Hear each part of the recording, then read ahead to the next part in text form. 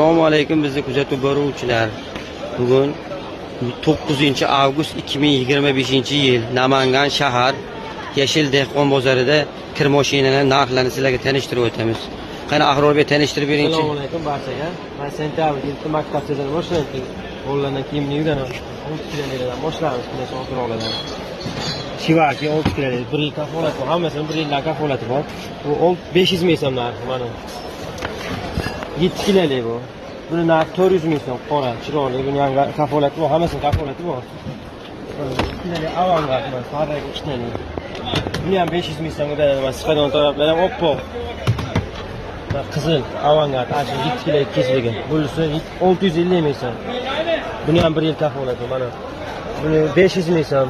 Anus bu plasmasali, hech qanday aybi yo'q, 400 ming so'm. Ikkitasi ham 500 ming so'mdan. Kilos kattaroqlari, to'rtga egolgan ham qilinmaydi.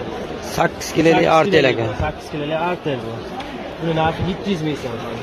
Mana 700 ming so'm o'rtoqlar. Va Shivaki 8 kilolik. Buni narxi 800 ming so'm.